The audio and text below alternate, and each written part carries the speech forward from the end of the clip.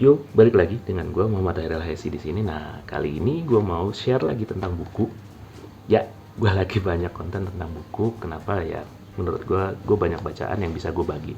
Nah, buku yang mau gue share kali ini bukan soal kuliah, tapi buku yang cukup berkesan buat gue karena buku ini gue baca tahun 2010.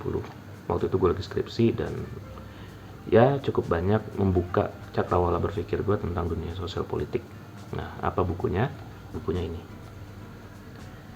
Jadi bukunya itu adalah Ceritalah Indonesia dari Karim Raslan. Kenapa gue suka buku ini? Karena Karim Raslan di sini menjelaskan kondisi sosial politik Indonesia berdasarkan pandangan dia yang jujur. Menurut gue jujur ya, karena dia tidak melebih-lebihkan dan juga tidak mengurangi. Walaupun dia ini ya orang Malaysia gitu. Mungkin sebagian lu rada sensitif dengan Malaysia, tapi buat gue sih nggak ada masalah. Nah, selain itu di buku ini juga dia menjelaskan bagaimana kondisi-kondisi perkembangan saat pemilunya SBY tahun 2009 itu, dan menurut gue pandangan dia cukup objektif ya. Nah, hal lain yang menarik menurut gue adalah di buku ini juga terlihat bagaimana Karim Raslan mengidolakan atau dia respect terhadap Gus Dur. Ya, seorang Malaysia tapi respect sama Gus Dur. Gue bisa melihat itu dari beberapa artikel dan tulisan dalam buku ini yang memperlihatkan kesukaan dia terhadap Gus Dur dan NU dan bagaimana pendekatan Islamnya NU.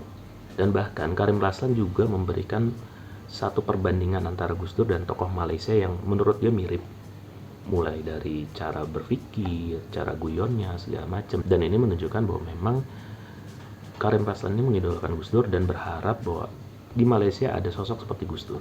Nah, buat lo yang suka sosial politik, nggak ada salahnya baca buku ini. Dan buat lo yang memang kuliah atau senang dengan jurnalistik juga nggak ada salahnya baca buku ini. Cuma sayangnya bagi lo yang mungkin kurang mengerti situasional sosial politik pada zaman itu atau sekitar tahun 2009-2010, mungkin lo akan bingung membaca buku ini karena ya ini buku ketika dia terbit memang benar-benar merekam kondisi sosial politik pada zaman itu, dan juga ada perbandingan-perbandingan dengan kondisi pada tahun-tahun sebelumnya.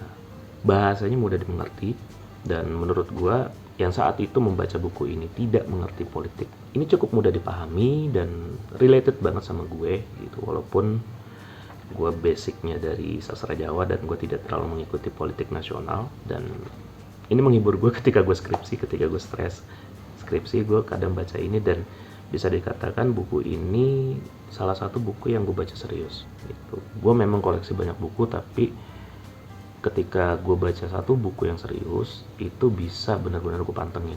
Nah, gue baru selesai baca buku ini sayangnya tahun ini.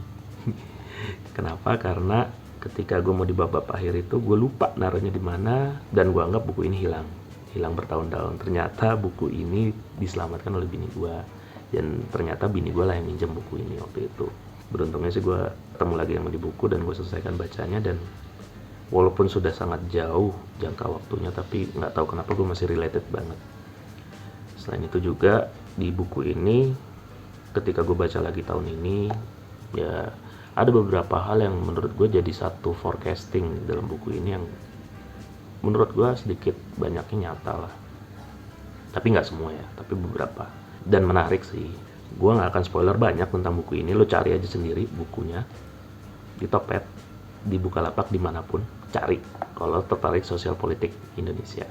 Jadi itu aja, semoga share gue bermanfaat. Kalau lu mau ngobrol sama gue atau diskusi sama gue selalu nyertain link IG gue, jadi kita bisa DM-an. So, sampai jumpa di konten selanjutnya. Ciao.